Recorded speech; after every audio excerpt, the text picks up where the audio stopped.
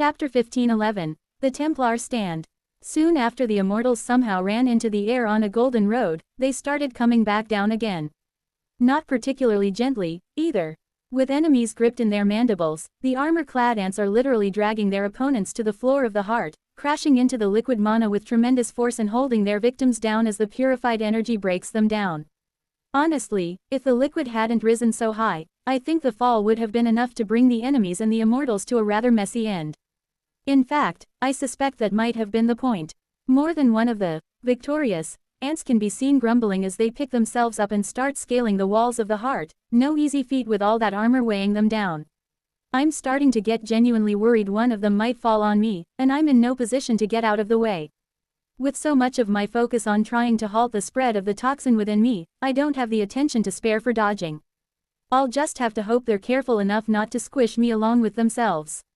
Then again, my carapace might be enough to withstand the impact. The gravity-compressed diamond is no joke. Neither is my wrath, which I will unleash on the first ant who lands on me.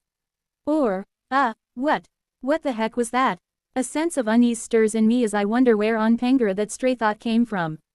Was that Dark Anthony? Has he stirred from his restless slumber? I search inside myself, but I don't see any trace of Dark Anthony, no evidence that he's taken over at all. That's not a good thing. I don't want to alarm anyone, but a strange and unfriendly thought popped into my head a moment ago. I tell the healers. That shouldn't be possible, one of them snaps, latching her antennae onto my head. The corruption hasn't gone anywhere near your brains, nor your core. How could it be affecting your thoughts? I don't know. Either I'm just really angry and wanting to chomp my own siblings, which has never happened before, or the toxin is getting to me. This is a problem, really. I don't want to become Sludge Anthony. Sludge Anthony is a massive jerk and probably leaks mucus out of his eyeballs. No thanks. We might have to move you back to the fortress immediately, the healers tell me. Is that really a good idea? At least I'm swimming in cleansed mana here, almost literally. I can tell it's having a positive effect on me. The little bits of ancient goop that clung to my carapace have been purified now, which means no more corrupt mana is getting into me. Honestly, digging a hole in my carapace and pouring the stuff inside me might do the trick, but I'm a little worried my organs won't hold if dunked in such purified mana. You might be right, the healer sighs, still poking and prodding at me. Honestly, the situation isn't looking too promising right now. We're managing to hold our ground, but we aren't pushing the toxin back. In fact, if Protectant hadn't taken some of the infection away, I might well be toasted already. I hope she's doing alright, her and the others. So I can crunch them myself. Oh no, nope, don't like that at all. A mass of darkness shifts above me and, to my surprise, the 6 Templars step out onto my carapace. Where the heck did you come from? I ask them, and should you even be here? This is dangerous. Alice stamps her foot, on my back, mind you. Everywhere you go is dangerous. Aren't we supposed to protect you? You saved me, so you can't complain when the situation is reversed. Well, that's fair, I suppose.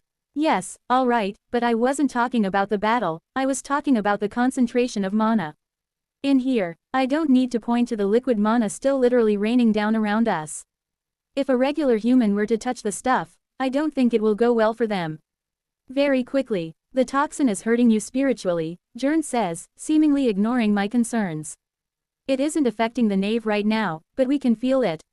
It's changing you. Well, great. I guess that explains the twisted impulses I've started getting.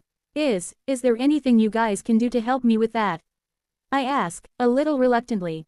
I'm supposed to be the one putting myself on the line to save others, not the other way around. It's Bertram who answers. I think so. A few of us are going to have to stay in contact with you. Not all of us have the exact same skills, so we can't all do the job. That frees up some of us for winning the battle. You're going to fight. The older man blinks, scratching at his stubbled cheek. Well, not me, or Alice, but the rest can. The kids, heck, they're glaring at me too, they know what I'm thinking. I'll need to tread carefully, otherwise they'll start guilting me into more things. Just try not to get hurt, I sigh.